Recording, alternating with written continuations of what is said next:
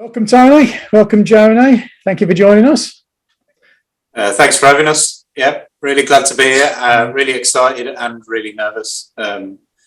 This is our first exposure, really, I suppose. And one of the first places we wanted to start was the COs. Community and whiskey go hand in hand, I feel, and you guys are the most important part of that. The COs especially. So it's going to be wonderful to kind of share some of this experience with you and show you what we've got going on. There's somebody here that's already had a bit of experience with Spirit of Birmingham already. Mick, that was fun Thursday night. But I hope everybody enjoys the beer and the spirits that we sent you. And I'm really looking forward to hearing everybody's tasting notes, everybody's opinions. We're not going to see one's poured already, at least. We're not going to put any tasting notes in people's mouths. Just speak your mind and tell me exactly how you feel about them and exactly what sort of things you're experiencing when you're drinking them. Because this feedback for us is going to be invaluable. And I'm just keen to hear your thoughts. And I think we're starting with the beer. Before we get to that, Anthony, I just wanted to say that the sets that everyone's received, and we hope everyone's received them now, you have been so kind and generous with what you've sent, and you've helped us raise £110 for the charity. So we'd like to say thank you for that. Honestly, any time anyone goes out of their way to help us raise money, and I know that it's not, you're at the start of your journey kind of thing with this, so giving away stuff isn't always necessarily the best thing to be doing, but we kind of appreciate that you said that we could give all the money to the charity. It means a lot to us, as I'm sure it does to all COs. So you're very welcome. For us at this stage, we've done nothing but spend money on our adventure, and we haven't really made very much. Putting a few samples out is part of that community ethic when it comes to the whiskey community. So it's kind of part and parcel of it for me. And if we can do some good while we're picking everyone's brains and putting the feelers out and using you all as guinea pigs, then all the better, Awesome, mate. So has everyone poured their beer ready to go? I'm just going to pour mine. Yeah, you need one yourself, Tony. Come on. Apart from Mick, bless him. Mick just said his beer was long gone. Mick got a bit excited and poured it ahead of time. But so, Tony, we'll leave it with you now, mate. Do what you need to do. Let us know when you get too cold. Yeah. Let you get back up into the house. Okay, mate, over to you, buddy. Looking forward to this. So Spirit of Birmingham. On the bottle, not just the charity money that you guys managed to raise from everyone else. We just gave you some samples. The actual money raised was from all the COs, which is why they're so brilliant. There was a local street artist called Johnny Vacant, and he did this label for us and wouldn't accept any money. So our fee was donated to Sea for Fireside, a homeless charity in Birmingham.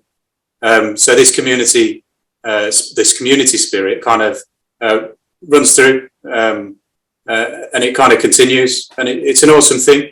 This is a view. The picture on the bottle is a view of Floodgate Street in Digbeth, our spiritual home. If we were a larger entity, I think if I'd won the lottery before we set this up, we might have set up digs in Digbeth. We looked at a few premises, to be fair, when we're in the planning stages, but yeah, couldn't afford it, so I stuck with my shed.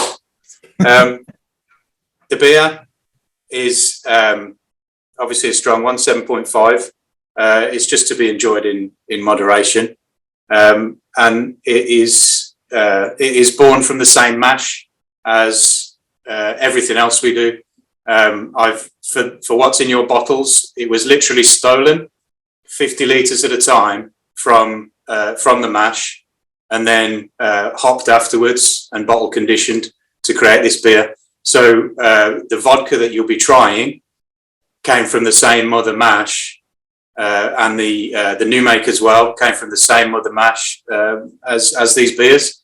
It is literally born from the same grain, and I couldn't think of anything more fitting as kind of a product to help us with cash flow. I've been homebrewing for years anyway, so it was kind of exciting to have beer in there rather than a gin, to supplement our income while we're waiting for whiskey to mature. So cheers everyone. I hope you enjoy it.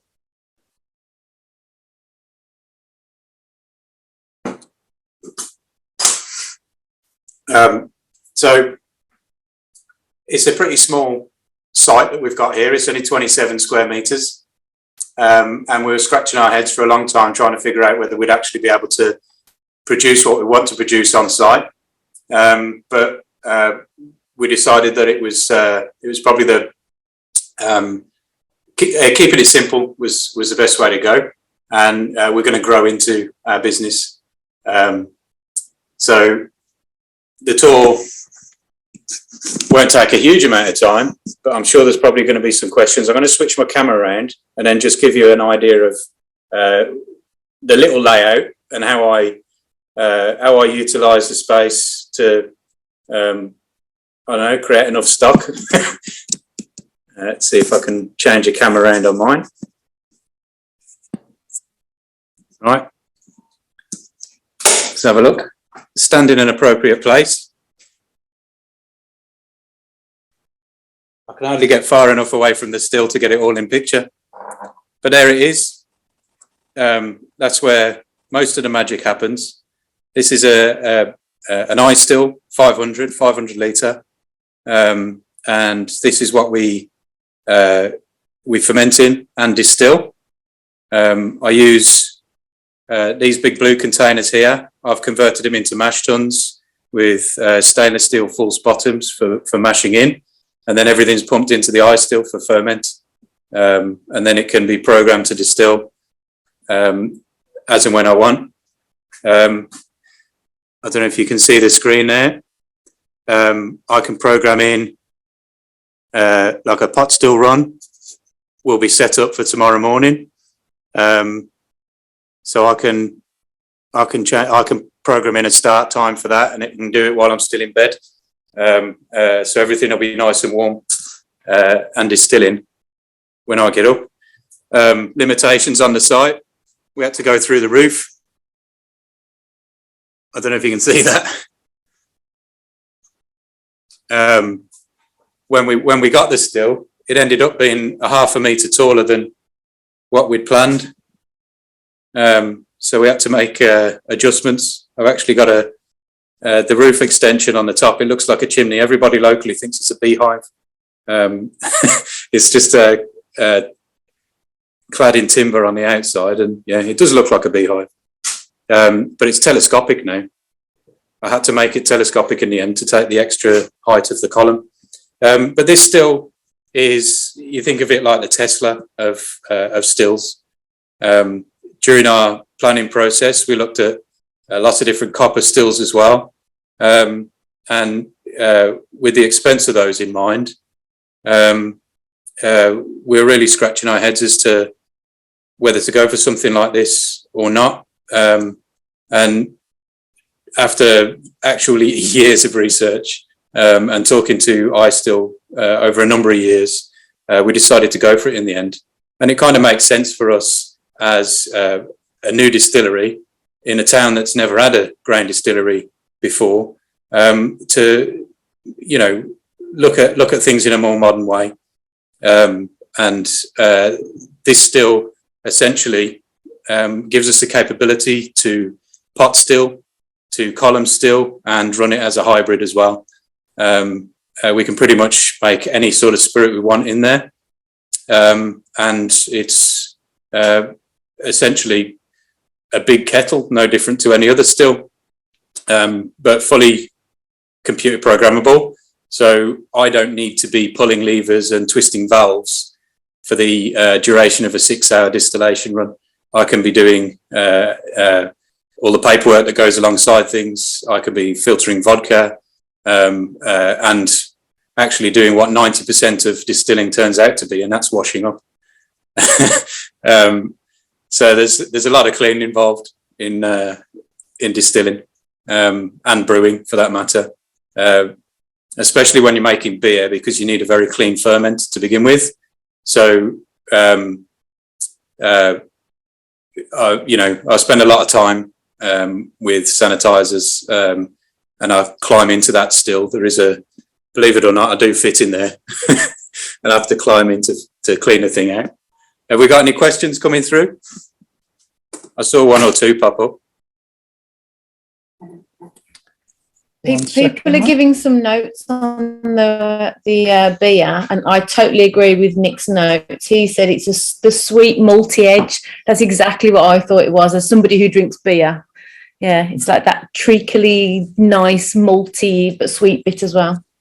Well, if we're mentioning malts, we can have a look at the very start of the process. This is malty corner. So you can see from that big garage door, I've got another one over this side. What we're distilling in is essentially a double garage. So one corner of it, there's not a lot of barley there at the moment, because next week I'll be ordering another ton. But that was floor to ceiling sacks of barley last month. So the barley is a brewing variety, and we use it for our distilling as well, obviously. It all comes from the same mash. I'll try and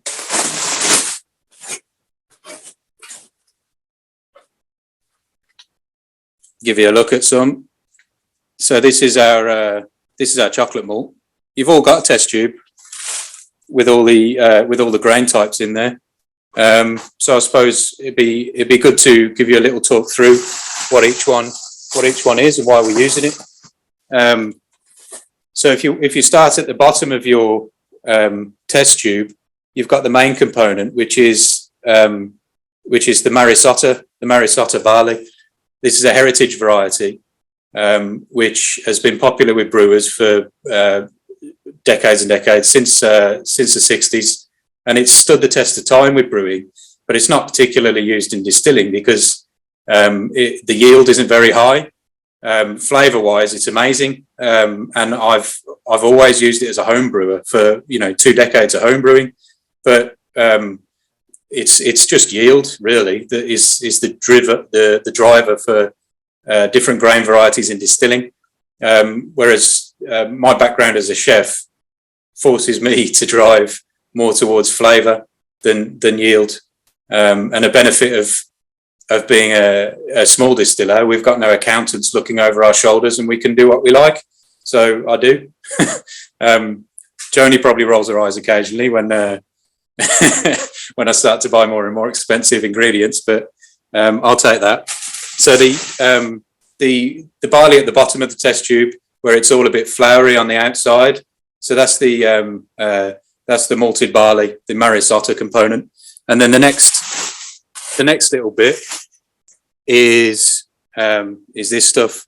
So this is torrefied barley flakes. And essentially, if you think of it like porridge oats, rather than malted, this is unmalted barley.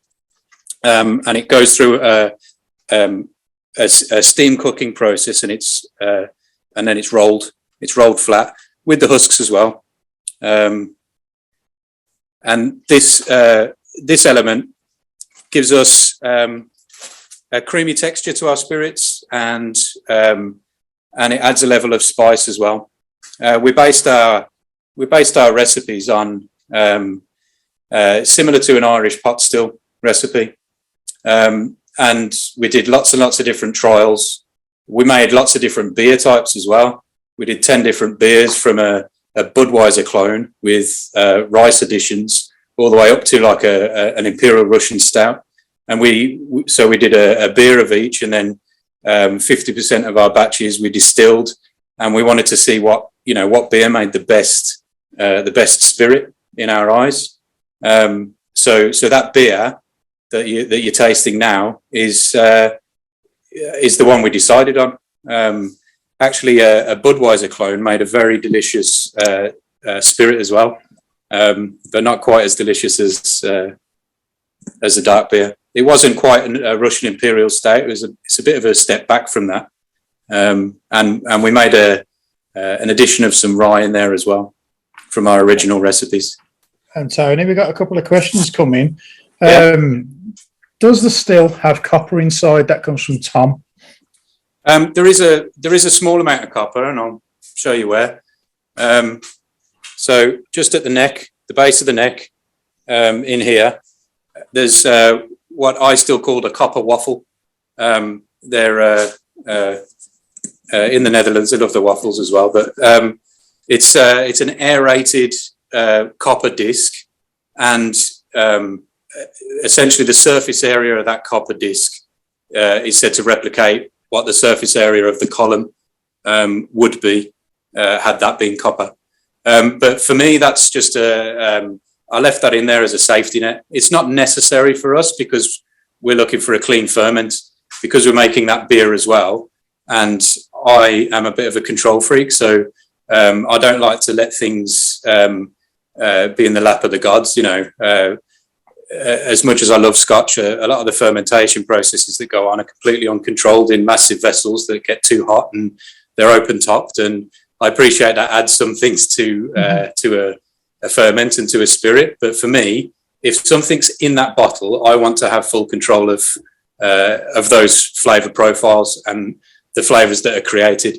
You know, once we'd learned how to create certain flavours and what processes and what ingredients created certain things, I wanted to ensure that I had full control over every point there.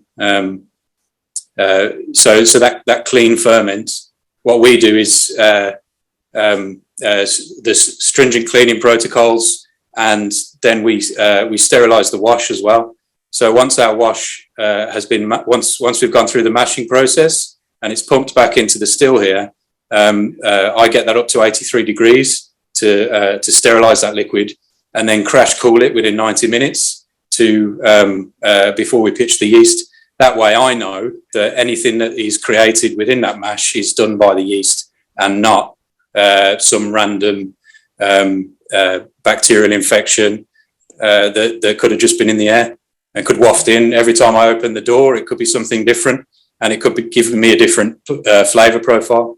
So if I'm programming in specific cut points on this still, I want to know that what I'm programming in as well is going to be the same every time.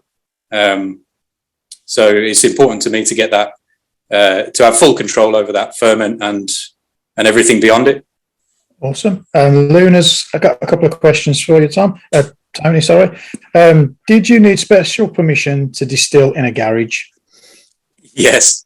I'm going to sit back down. If there's any part of that process that we want more on, I'm sure people will ask, but it's just, I think it's nicer to have my ugly mug answering the questions rather than just a picture of a still. I'll tell you what, you answer that question. If everyone wants to unmute themselves, and we'll just start people being able to ask you some questions while you're in the room, just in case. Yeah, and I can turn the camera and point it in the right direction if there's anything specific I want to point out. So answer Luna's question first about that, and then.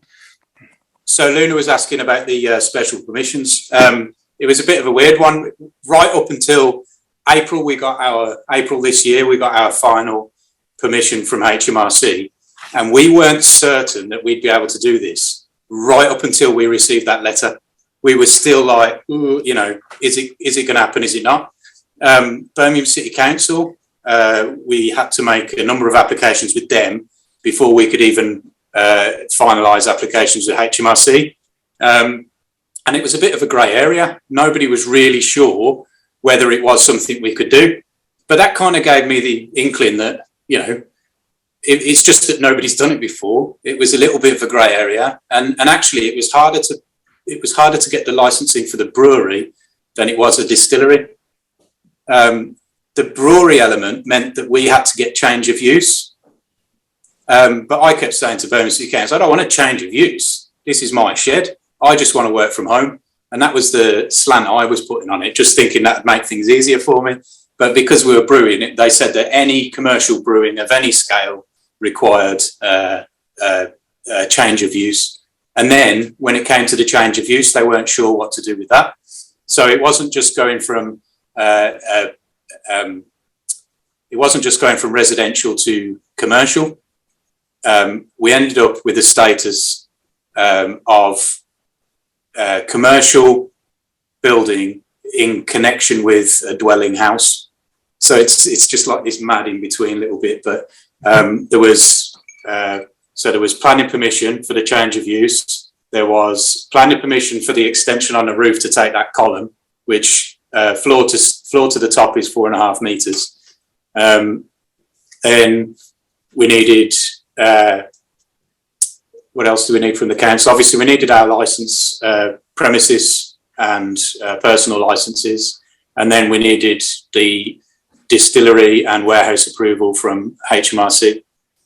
So yeah, there was a lot of things, but it wasn't any more difficult because of the location. It was just, it hadn't really been done before. Luna also had another question. Luna, do you want to come in and ask it yourself now? We're free to unmute if you have questions for Tony or Joni. So if you've got a question, by all means, come in and ask it. Is she there still, Luna? She might not be with us anymore. So she went to sleep with my last response. That's what my question was, can you explain? No, she is there. She's there. Luna's there. Luna? I can see her now. There was some chat about terrified and torrified barley. Yeah. Go for it, Luna. I just have to scroll up and find my question. Sorry, wait a second. It was just about the barley. Yeah, exactly, the barley. Well, so this process that you described with the barley, that is torrified.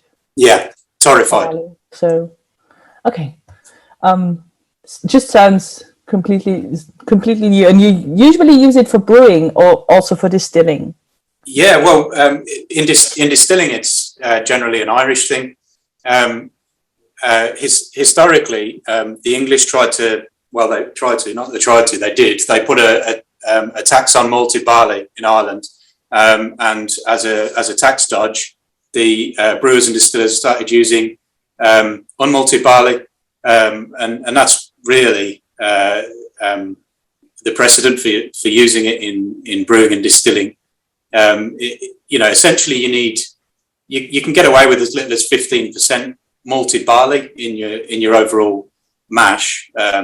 The enzyme activity is what you're looking for from the malting process, and provided you've got a little bit in there, and you give it enough time for, in the right window, temperature wise, for the enzymes to do their thing, you can then use other things generally called adjuncts in brewing, additional grains that you add for flavour, texture, or other reasons.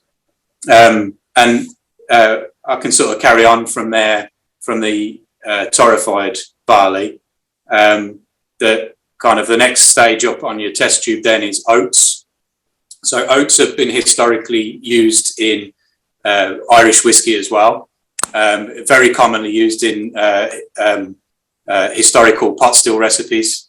And something that I really wanted in my whiskey because I love what it gives to a whiskey, and that's a really creamy texture. It does something to a pot still whiskey, which I think is hugely important. And it also, when it comes to the beer, it aids head retention. So it's got a dual purpose there. But that layer of creaminess, kind of, not just on its own, it's not just a nice thing on its own in our spirit. I can't wait for you to try the spirits, because you'll see then that these oats kind of lift other elements. I'll let you decide what ultimately it does. I don't want to give too much away. But the oats are there for a couple of different reasons. They don't just work independently on their own. They support some of the other flavours as well. And then beyond that, obviously you've got a dark beer in front of you, and I hope everybody's enjoying it. It's gone, mate. It's gone. That's off. We've got some chocolate malt, which gives colour. and it makes my favourite sort of beer. I love a dark beer. I love a strong beer, and then those that chocolate malt. It gives you a little bit of bitterness, another level, another dimension.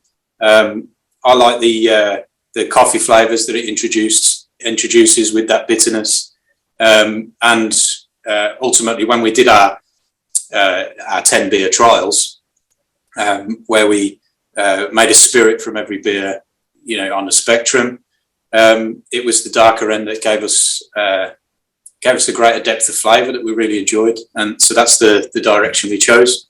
It's a little bit of a step back from roasted malt. Chocolate malt is not necessarily to give you a chocolatey flavour, but it's a tempered bitterness. You get the colour through, you get the richness from the roasted malt, but it doesn't give you such a strong coffee specific bitterness. It's just a little bit more mellow.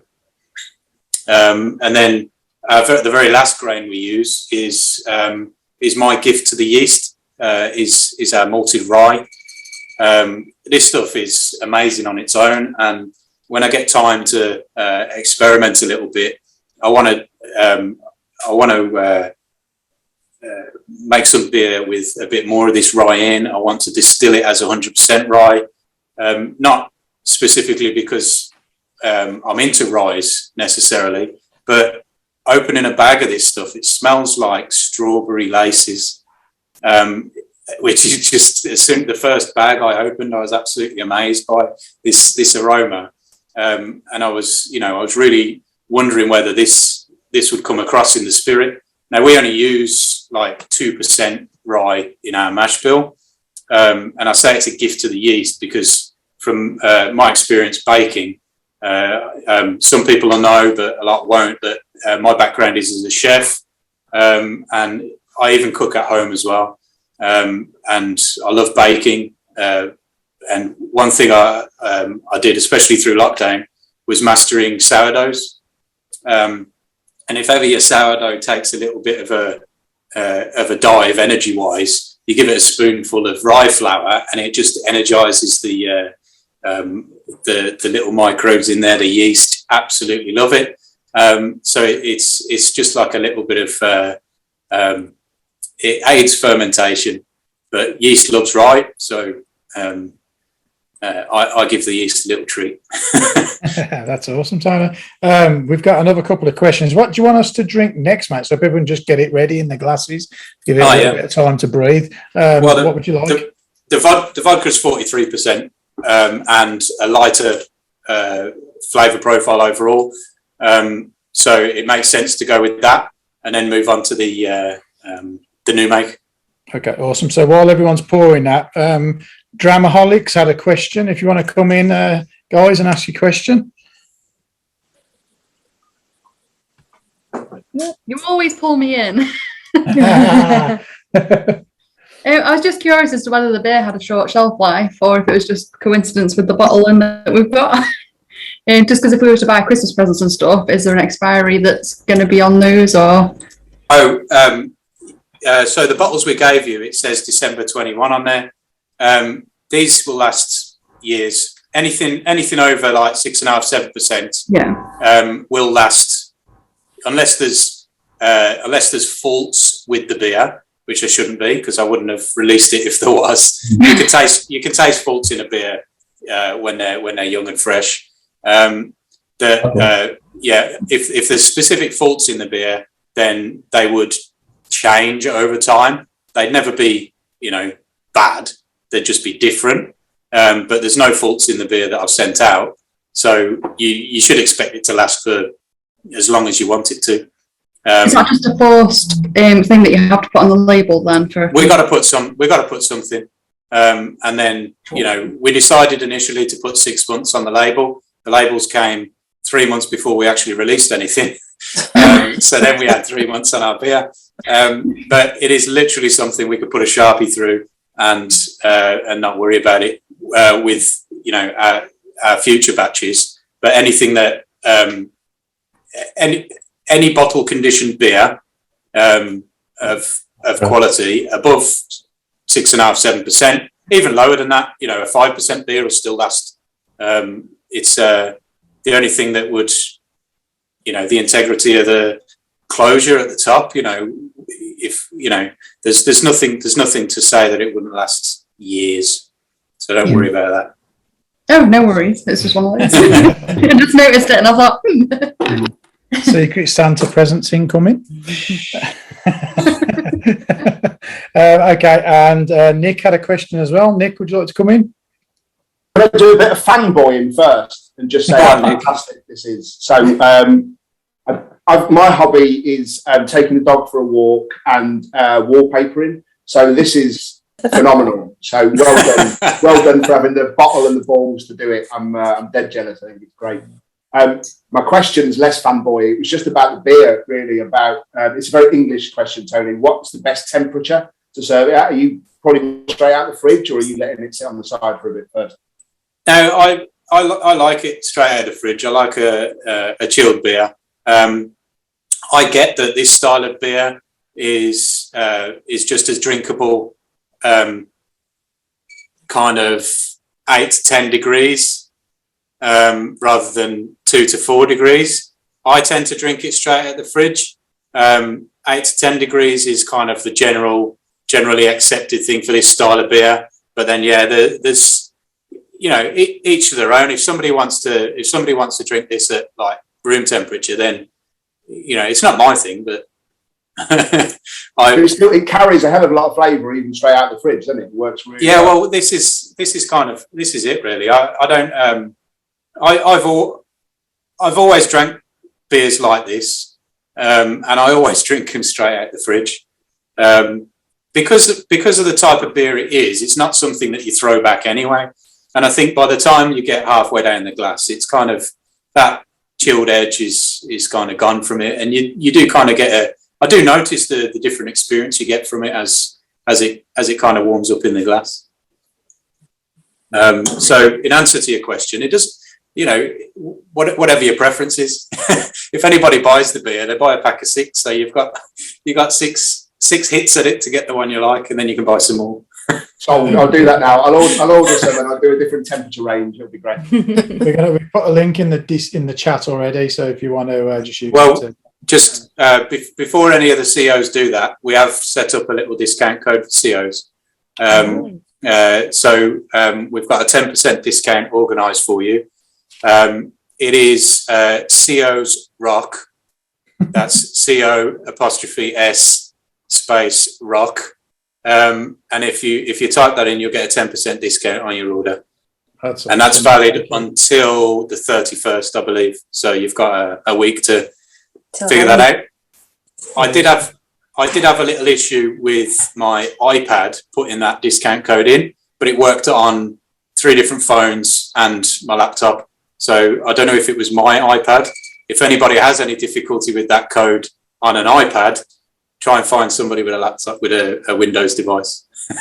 If you use an iPad, it adds 10% on. Well, that's it. Okay, so should we move on to the vodka then? And just give us a little talk about this, and Anthony, where, you know, what was the idea of this, and why didn't you go gin? Because obviously most places just go plump for gin, don't they?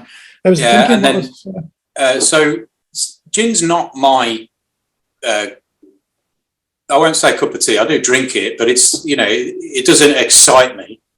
And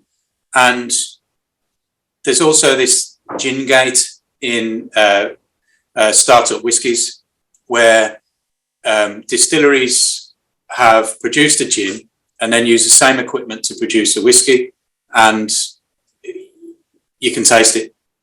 You know, I discovered it a number of times, and it was actually a good few years ago now. I know there's some English distilleries that have cropped up with a little bit of gin gate, but years before I tried their first release whiskies, it was something that came up. I did like a training course for tasting for faults in spirits. And this one was, they wouldn't name where it came from, but this exact scenario where they've produced a gin and then through the lines that they were bottling through or something like that. There's some residue, they haven't been cleaned out properly, whether it was a still, but there's a distinct juniper taste on the whiskey. And it was something that, I've only got one piece of kit. You go to Cotswolds, doesn't happen there with their whiskey because they've got two pieces of kit. They've actually got two gin stills as well as two whiskey stills. So separate equipment, fine, but I could only afford one piece of kit. However, I've got, and I'll just flip the camera around and show you what we've got.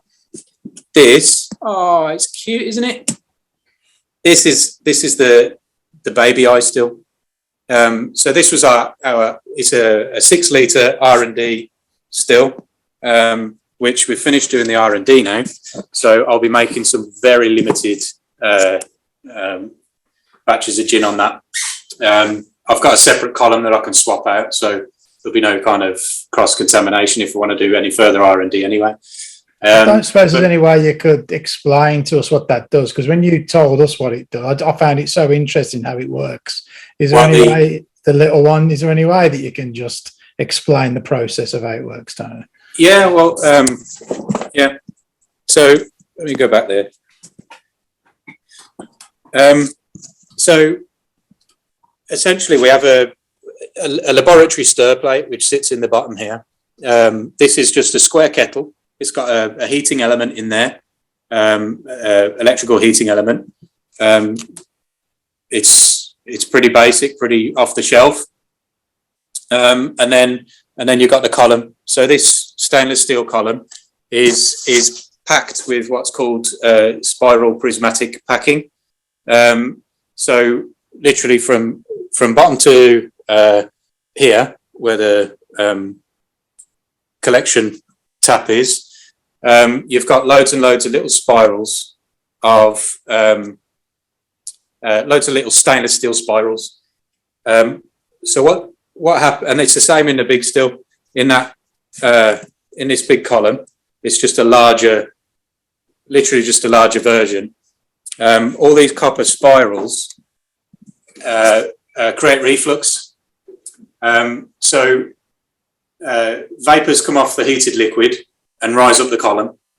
When they get to this stainless steel packing, the vapors condense and then drip back down. When they condense, they transfer their heat into that bit of metal that they touched. And then as that heats up, the vapors can pass it because it's hot enough for the vapors to pass. And it gets to the next bit of metal and then condenses and falls back down. So this reflux is an ongoing process. As the vapors move up the column, they heat the column all the way to the top. And then when the column is heated bottom to top, the vapors can pass through and there's a condenser at the very top. So I'll go back over and point out the condenser. So so this bit here at the top of the this is a shotgun condenser, which essentially is made up of, let's see if I can undo it. Yeah, this will be good. Water drips out all over my feet. I don't know if anybody's seen a shotgun condenser before, but you'll see what it's called. So, okay. So can you see in there? So the vapors go up through those little tubes, and then the space in between those tubes has got water flowing through, and then that cools the vapors essentially and allows it to fall back down. So when they fall back down, there's a little collection plate. So when we get down to this tap, there's a diagonal collection plate here with a gap at the back. So when the vapors are condensed here, they fall back down the tube onto the plate and are diverted through here. So if I have this tap closed, I can make all of those condensed, all of that condensed liquid fall back down the column and go back into the still. So I can basically with this tap, I can keep the reflux going as long as I want. I can open it a tiny amount and allow some of the liquid to come through, but most of it to reflux and keep refluxing. Or I can open it fully and run it like a pot still. We get some reflux until the column is heated, but then it acts just like a normal pot still, and everything comes over. And then there's this is a condenser as well, product condenser for pot still mode. You do get vapors just coming straight through the tap. So this is a Liebig condenser which condenses those vapors in pot still mode. But it's the column packing essentially gives us the reflux, and a simple thing like a tap gives us the control over the reflux.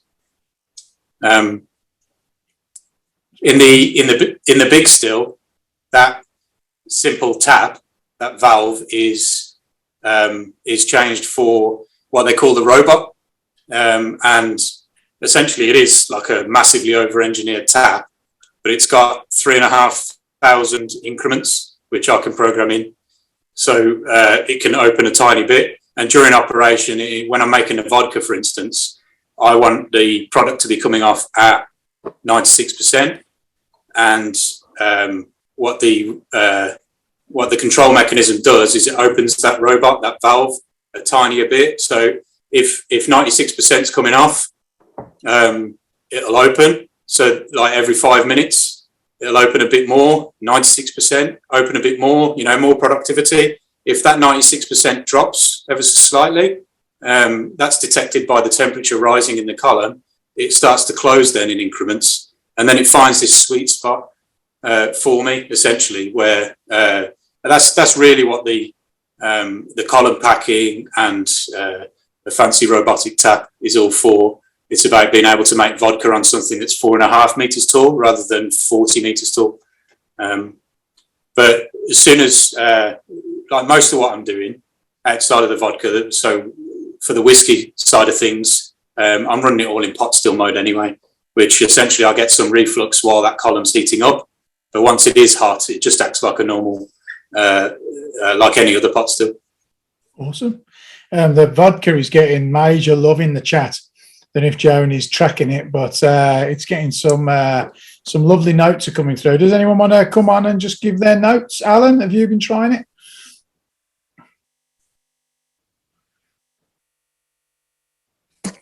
Just checking, can you hear me? Yeah, I can hear you, Alan. So I've got 2 mute buttons. Yeah, no, I was really enjoying it.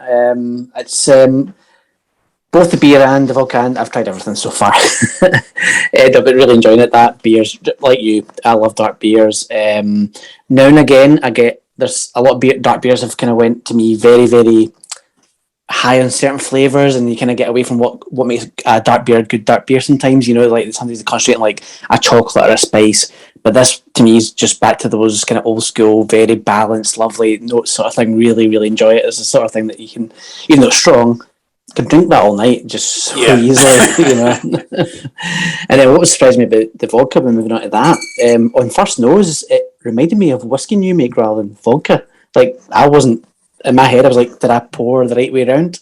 I had to kind of nose between the two. But no, that's actually lovely. I don't think I've ever really said that, but I knows about vodka before, but this really, is really nice.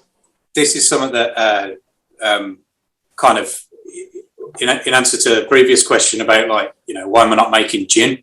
Alongside the gin gate thing and me not really being into it, I kind of latched onto the fact that vodka is totally misrepresented in the UK certainly, and even more so in the US, because they've got more stringent guidelines than the European guidelines on how vodka should be as a product. But for me, I always thought that vodka was supposed to be this neutral thing that was just there. So you can put it in cocktails to make them alcoholic, but I worked with a Russian student while I was a chef. I was running a kitchen in the Jewellery Quarter in Birmingham, and he was one of the waiters while he was at uni. And we went out on a staff night, and he showed me how to drink vodka, and it was a real eye opener. We'd be chasing the vodka with gherkin. Which is a really weird thing, but everybody must try it. I thought he was trying to make a monkey out of me with the gherkin thing, but it was incredible. What it did to the flavors of the vodka even, just, off the shelf in a random bar sort of vodka, nothing special particularly, but it really lifts it. But he'd tell me about the way people drink vodka in Russia, and it kind of opened my eyes a bit. And after a bit of research, I discovered that it was actually a guy from Coventry who worked for Smirnoff, who started to push the neutral agenda. It's like, I know how to.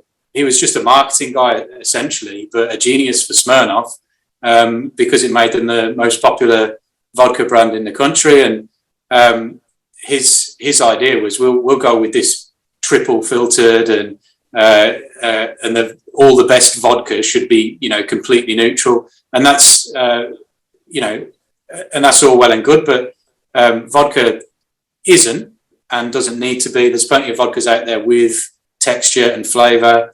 And a kicker for me was actually the Oxford Artisan Distilleries vodka. When I tried that, I'd never tried a vodka like it before. It had so much texture and toffee flavour to it. I wanted to make a vodka that was, as good as that. Was kind of my aim. You've certainly achieved it. No, it's really good. Thank you. I had one question, sorry, actually. Go on, carry on, mate. Go on. Just one, is a daft question. How intentional was the acronym SOB? And if you're going to ever have a whiskey club, are they going to be your SOBs? Well, I'll let Joni answer that, because she found the humour in that. Yeah, definitely the club's going to be the SOBs. I'm a lover of all things sort of acronyms and euphemisms that you can make out of anything. So yeah, you guys can all be part of the original SOBs if you like. And we also thought it'd be quite fun as well if we're making a gin, because the reputation gin has of making people cry, that we might call it sob. It's good. That's great. Helen and Andy have given some great notes as well on the chat. Do you want to come in, Helen and Andy, and just tell us your thoughts on it? Yeah, sure. It's creamy. It's so smooth. There's no to it. It's very yummy. And Andy doesn't normally drink vodka. It's delicious. So well done. Delighted. We've always been, we really didn't want to, there's so many gins out there, really, really beautiful gins at that. And unlike Ant, I've always been a real vodka lover. But it doesn't have to be boring. We were all kind of mostly down to this genius guy that came up with his marketing for Smirnoff, thinking vodka's supposed to be almost tasteless. You could drink it when you're 17 and your mum won't smell it on your breath, that kind of thing. But it doesn't. The fun that we had going through all our R&D and realising that actually this is delicious. It's really, really, really, really tasty. And, why shouldn't you have like a sipping option of a spirit other than, obviously whiskey is, not everybody's into whiskey is what I'm saying. So you need a strong sipping spirit that you don't have to be dousing in Diet Coke or, tonic or anything like that. So yeah, we hope, I'm delighted that you guys seem to like it. And And you gave it like somebody gave it whiskey parallels as well. Interestingly, I believed that when I distill something to 96%, I'm going to be stripping it of all its flavour anyway. Everything that I'd read and learnt during my education to be able to become a distiller told me that by distilling something to 96% is going to strip it of everything anyway. But it's not true. And I didn't learn this wasn't true until that vodka you're sipping now was actually produced. It was too flavoursome.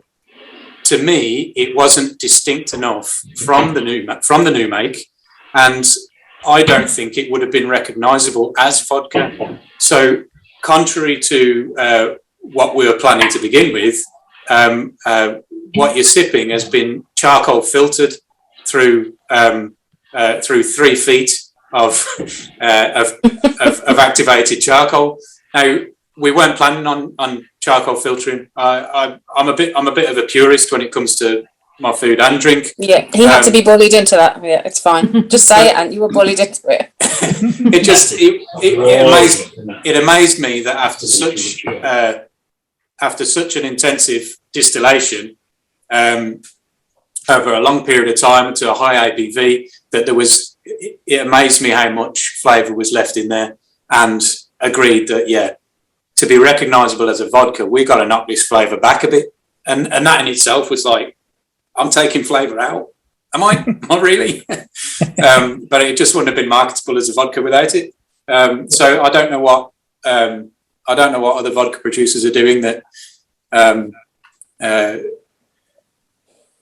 But it was an interesting part of the process. Another weird little thing that I personally didn't know until we went down this road is a lot of vodkas have sugar added, and up until I can't remember what year. Anthony will tell us what year because he's the geek of the family. It was actually compulsory to add sugar to your vodka as a part of the technical specification. You couldn't sell your spirit as vodka if you hadn't added a percentage of sugar. So ours hasn't had any added, and I think we've still got a real lovely sweetness to it. And like myself and Ant, we've always been huge fans of probably not saving money. So we always want the nice grain. We want the nice, in another business, we want the nice flour. We want the nice eggs. There's so much to be had from just spend another couple of pounds. You get this wonderful premium grain, and you do get the benefit of that in the end when you have distilled it to 96, and you don't lose your flavours. You just got this real deliciousness that comes across.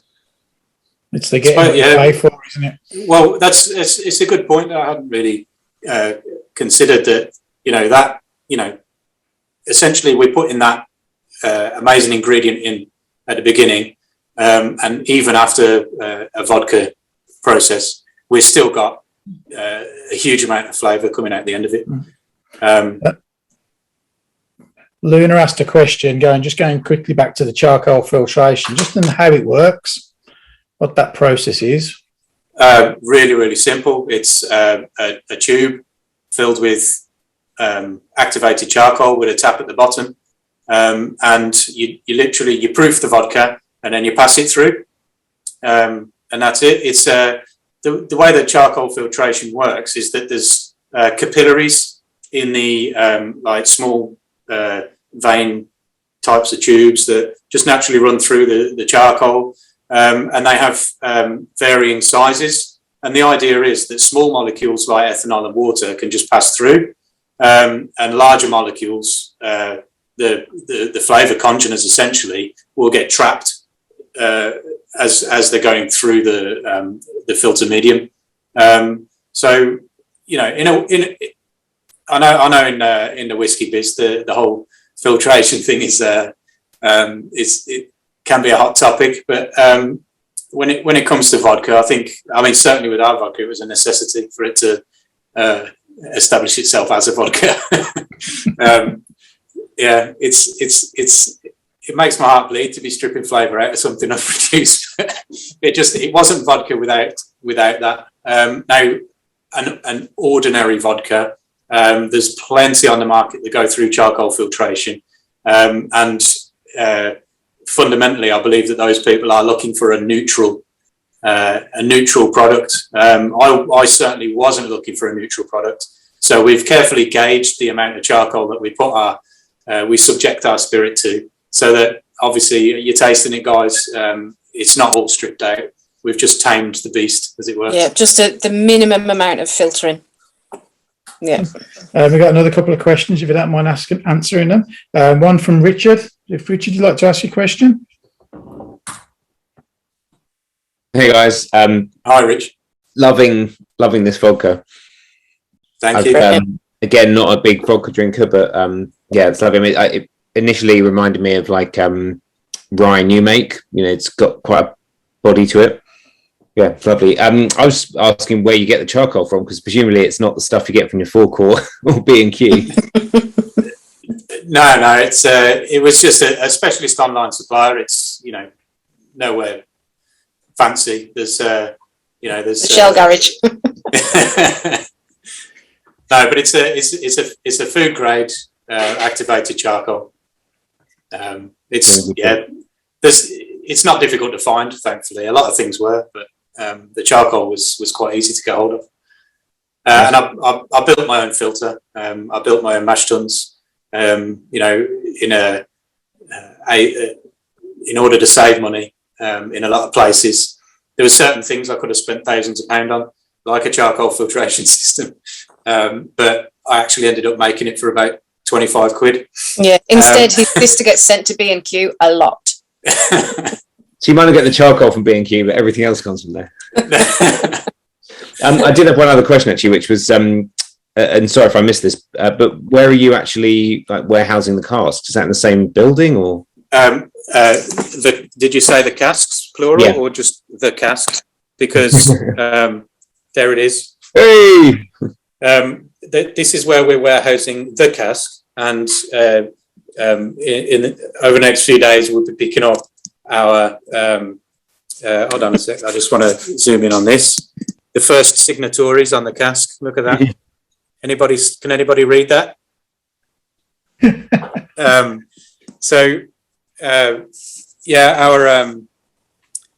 Our first virgin Staffordshire oak cask we'll be picking up in the next few days. We just got to figure out a day that suits to go up and collect it from Ripon. Yeah. We've got room. We've probably got room for about 15 or 18 casks, and then we'll have to either move house or look off site. Yeah. 9, probably 9. But it'll be 15. But our current production volume and what we business planned for was to produce a cask a month. That's the first cask done. I'm ready to fill the next one now. So, one a month. We don't need much warehouse space. Yes. So tell Richard you've got a camera, because they're all saying in the chat maybe he's planning a heist. No one knows where you're keeping them. Well, no, I was interested because I've got. Can anybody see Richard on there? I'm Wowger registered, so I can have you store casts for me. So, well, there's an odd little thing actually that if part of one of the conditions that HMRC put on us, and I tried to challenge it initially, and I know that there's somebody in the industry who is challenging it with HMRC on behalf of everybody else anyway, our good friend Alan, is to do with this, that we've got 45 days to do something with somebody else's product. So if you were to give us a cask, we could only hold on to it here for 45 days before we've got to then warehouse it elsewhere. It's a really weird, pointless thing. They actually asked us if it was okay to put this condition on. And I said, well, I'd rather not, because, I don't want to tie my hands to something that I might want to do in the future. But they still put it in as a condition anyway. But it's something that some people in the industry are challenging HMRC to change anyway. And I imagine it's just a ridiculous pair of handcuffs that have no reasoning, no foundation behind them. So I imagine it will get overturned anyway. Yeah, no. I'm just going around buying casks at English distilleries so that we can then share them with our members and stuff. So you're on the list. Oh, brilliant! We'll come knocking. Nick had a couple of questions as well. Nick. Yeah, I've just added again, the vodka's wicked. Like everybody else has said, I'd said in the comments that it's that sort of flavourless Smirnoff stuff that I'd always associated with vodka. So to have something with that, and the mouthfeel is great as well. So yeah, really good. I put loads of pointless questions in. The last pointless question was about cask aging vodka, whether that was a thing. And when I saw you'd only got one cask, maybe it's a pointless question. No, but certainly something that I'm interested in. One of the tastings I did last year was with Stephen Randall from Curragh Whiskey. Is that right, Mick? Yeah, it is. And he does this vodka, and give me a thumbs up, Mick. It's Calac vodka. Is that correct? It's correct. And he did a smoked barrel, and then so he smoked the barrel with Irish turf, yeah. and then put vodka in it for 3 months, and it was one of the best spirits I had last year. I got to say it was incredible, and we have Irish family, and we've so we've got a massive nostalgia for turf anyway. Yeah, and the thing is that the nose on this vodka, after 3 months only in this barrel, was it was like being sat by a turf fire. It was incredible. So once I'm in the flow production wise, I plan to turf smoke a cask and get some vodka in it. Just you could imagine your vodka lending itself really well to that, couldn't you? Because of the mouthfeel and because of I think the robustness of it. Yeah, I mean the Calac vodka was actually a 4 or 5 times distilled. So that was made. It was made a very neutral spirit, but I just think that these sorts of flavours are going to lend themselves well to. Yeah. Absolutely. And without wishing to spend all of my pocket money, is this available now, or is it pre-order? What's the deal with it? So the vodka, because our labels didn't come. Well, our labels did come, but they were shocking. They're terrible. And that word "shocking" is from the sales rep that our go-to guy essentially. When we sent him pictures of them, he sent one word back: shocking. So. We would have liked to have had the vodka bottled and ready for you, but we've put it up on the website as a pre-sale because we're waiting for them to send the proper labels now, and then we can get it bottled. But it's all made. I've got 120 litres in one of these blue barrels over here, just waiting to be proofed and put through the charcoal filter. And you look like you're balancing your iPad on the 500 bottles. Will the 10% discount work on the vodka as well? Is it just yes, it will. That's all the bottles there. I've got a pallet in one corner here. I've got some beer ready to go. I've got boxes to put the beer in, and then that pallet underneath that everything's sitting on is all of our bottles. That was another saga. That was another saga. I know. If I bore anybody, let me know. Don't forget to let me know, Anton. All right. It's when they start dropping out, you'll know. We'd figured out what bottles we wanted and everything, and ordered them, and actually paid for the bottles. And they said and checked the stock 3 times. Yeah. Apparently they had stock in Southampton ready to go, and then when we paid for the order, and then we was asked chasing it, why isn't it here yet? Our computer error. We haven't actually got any.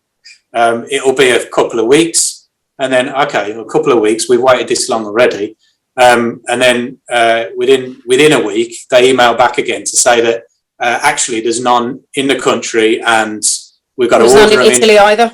Yeah, there's none in Italy either. So it's going to be like November.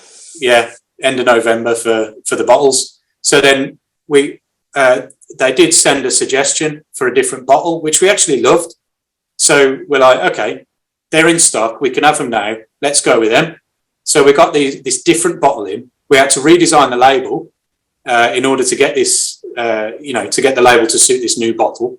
And I've had these bottles sitting here while we wait for these new labels to be made. So the labels are holding us up now. And if we'd have just stuck with the original labels, we could probably have got our old bottle back in time. But we've come this far. It's got to be right. Yeah. I don't know if it's COVID or Brexit or a combination of the two, but there's some things like labels, bottles, supplies of cardboard boxes. The cost of a cardboard box is like tripled. It's crazy. The beer bottles, I don't know if that type of bottle is going to be available again. So they're struggling to get them now. there's a few challenges, and it's always the simple things that you don't expect to be challenging that have been a little bit of a gremlin in the mechanism. I know Tom put a question in, but should we pour our new make into our glasses now? Getting some air for a bit. Tom, do you want to ask you a question while we're all doing that? I got my new make here. Nice one, Tony. Tom. I actually had a couple of questions because your last sentence just got me thinking. So first of all, I'll ask both of them and then just let you talk as you want to. But will you stick with bottles or go to cans? Because my friend's brewery started with these bottles and now does cans instead. And then my second question was a bit of a two-parter. So first of all, what the hell does an ice still do to your electricity bill? Because I imagine it's not a happy sight when you saw your first bill come in. And secondly, what would be your best lesson that you've got from becoming a distiller and doing it the way you've done it? Not saying that I'd want to follow your pathway, but I'm sure there's lots of people in here who've thought about distilling. So yeah, what sort of nugget of wisdom would you pass on if someone asked you? So start with the can thing. It was actually recommended by my local bottle shop that we should do it in cans because it's the way that the industry's going, and they sell way more cans.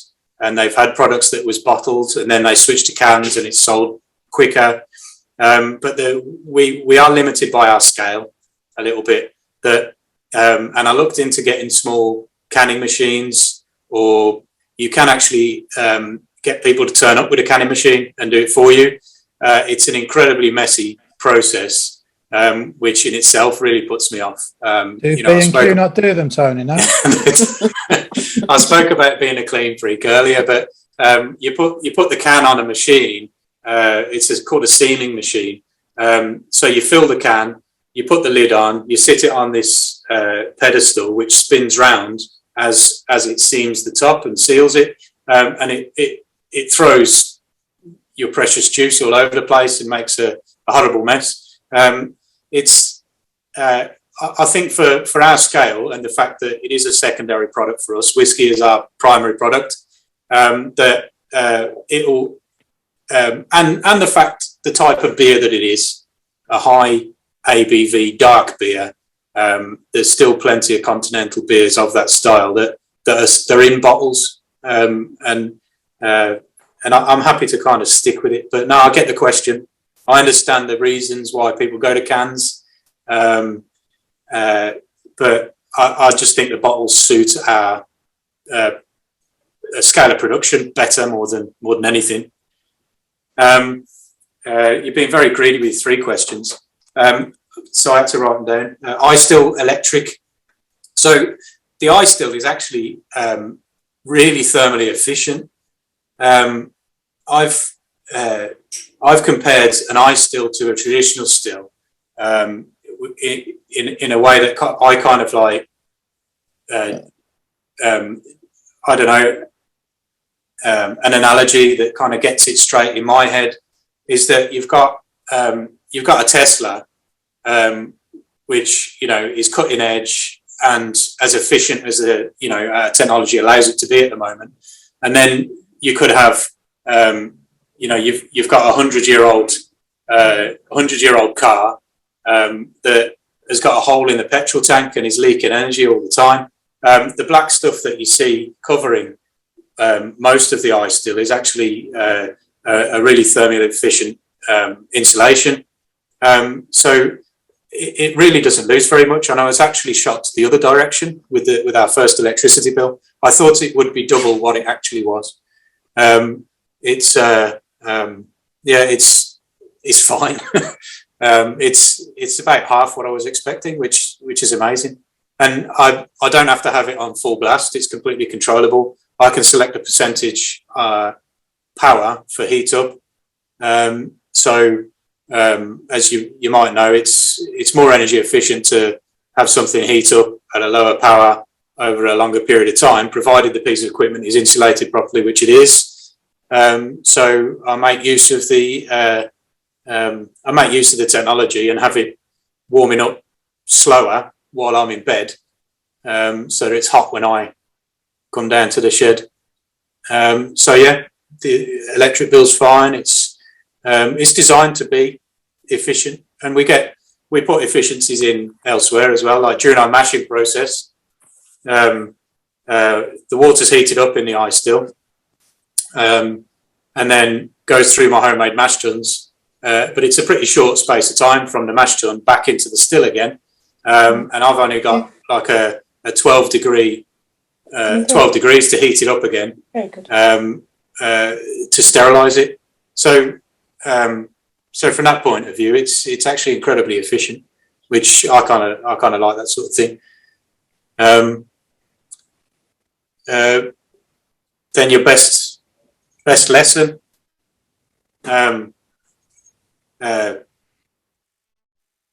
From my point of view, confidence.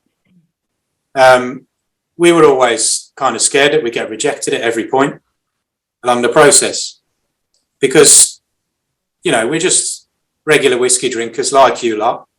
I want to set up a pretty serious business in my shed, which, you know, there's so many different authorities that can frown upon it.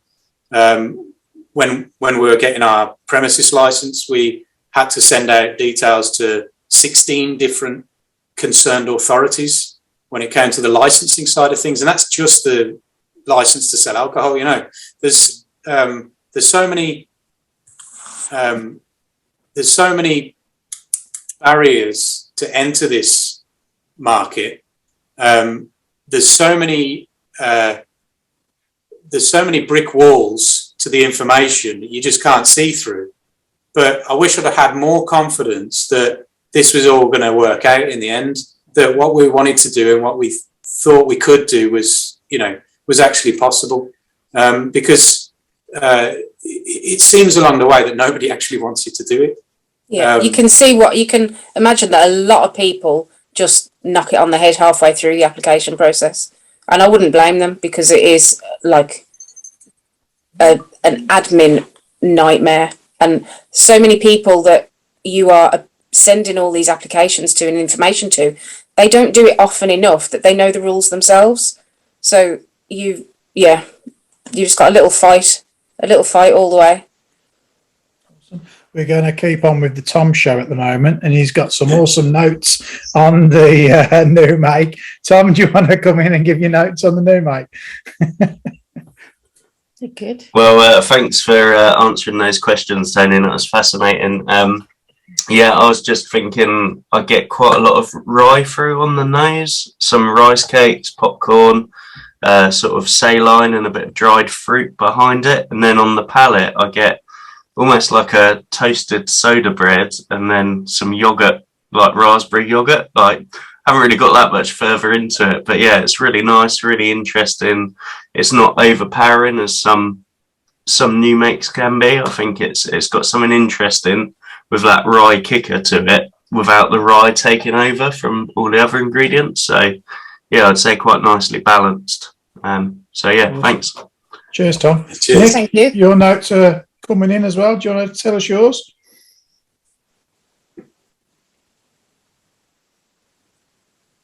Can't hear you, Nick. Can't hear, Nick. You'd have thought Probably it the best. I'm after far 18 more- months of lockdown. I'm far more interested on mute. As I was saying, that I've tried 3 or 4 new makes. They're always quite berry forward. They've got that sort of really fruity kick to them. It's the roast corn on this actually that separates it from any other new make. So there's a bit of orchard fruit, a bit of that rye pepper that Tom was picking up on. But have you ever tried those sort of corn kernels? You get those roasted corn kernels, and it's got that really long finish to it. So it's really, really nice, but really different to any other new make I've tried before. Yeah, we had this comment from Mick on Thursday about it was from his counterpart Barry, about the berry thing. Barry actually carefully worded it as a criticism. that it didn't have that berry note that he loves in new make, because these guys have tried quite a number of new makes, and I was really interested to get their unadulterated tasting notes on our new make, because I knew they'd had extensive experience of them, more than I have. So when it came to the berry, my response to that was that I think when you've got a barley variety that's based on yield, not flavour, when you've got a process set up that's focused on yield and not flavour, that's what you end up with. I think the Scotch whisky industry produces fruit forward new make, and I think that certainly the last thing we wanted to do as a new distiller in England was make Scotch south of the border, which is being done. It just doesn't float my boat. We wanted to produce something that's different, and kind of when we went through, I'll go back to those 10 beers that we distilled. We distilled them hopless, I have to say. That there were very kind of standard new makes in there with that fruit forward nature, but it was very one dimensional. And it was until we got to these darker beers, actually, like we did a beer that assimilated like a Nuki Brown, that's where it started to get really interesting, because not only did we have that we had a bit of fruit in there, but all that roasted earthiness started to come through as well, and it started to give us a spirit that was three-dimensional. The depth of flavour is what we were searching for all along, and happy to come out with something that was totally different. It's I think the new make has gone down equally as good. So I think you've had a 3 out of 3 here, to be honest, guys. I think you've hit it out of the park, as I say. My one question to you would be, moving on from this, is one, what can we expect from your whiskey? And is it going to be like a special bottle for your first one, as in like Bimber did their first release in a box and all that? Do you think you're going to go that kind of level, or have you got other ideas? We're going to do a core release. I found it fascinating from a marketing point of view recently that Dingle Whiskey has done the same thing. I'm sure it's Graham Cole's influence, where they've been a little bit scatterbrained with their releases, and there's not been any real focus, but they've brought out a core release that they're then going to base everything else they do around.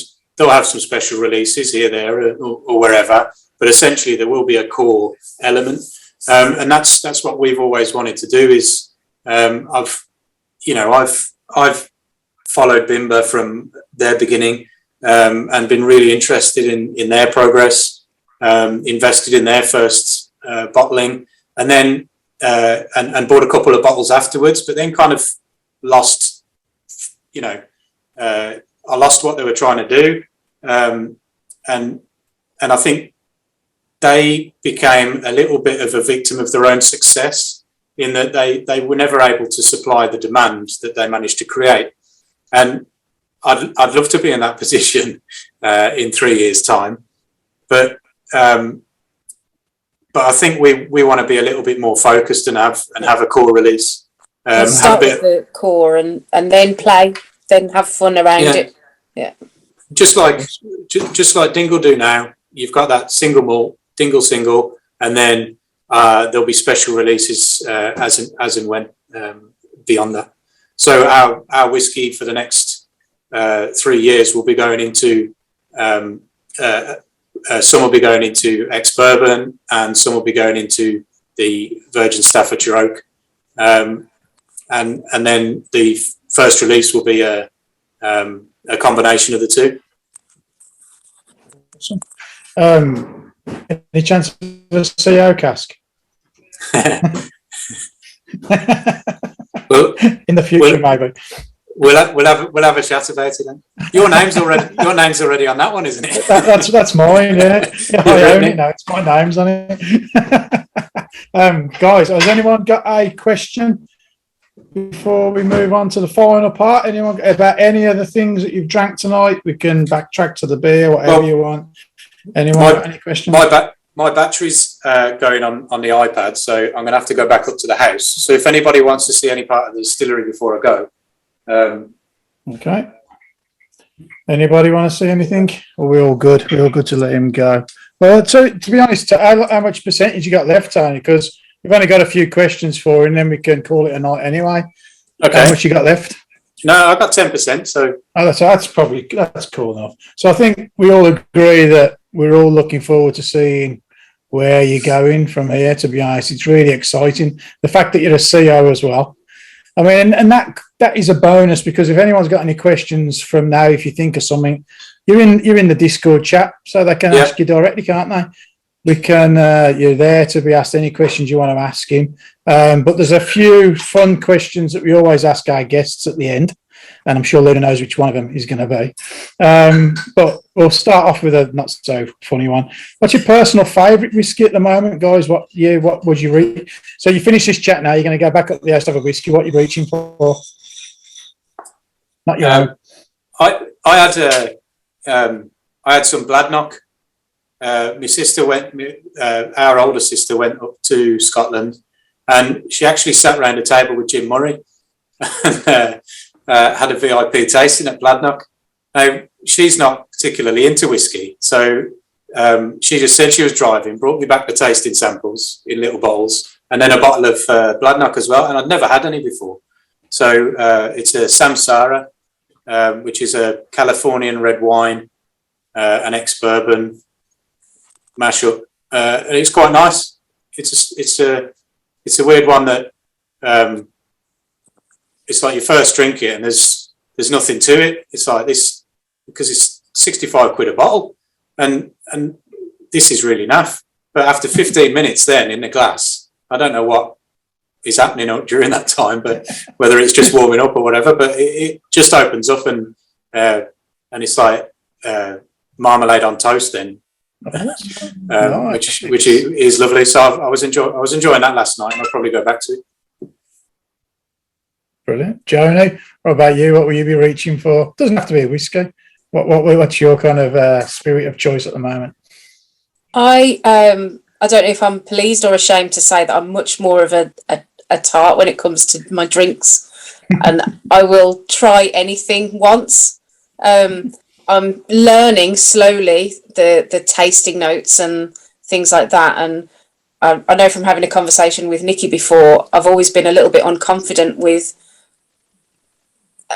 expressing what my thoughts are about drinks, because I started a few years ago now, but I still feel like I don't know enough to be saying it. So I'm still stuck in the, I like it, I don't like it. This can stay, that has to go. This I generally like sweet things, sweet vanilla, chocolate. So I'm all over the vodka. I was delighted when that's what we've produced, because that's what I wanted. And luckily little bro listened, he thought, okay, yeah, I'll put that together for you. I'll sort that out for you.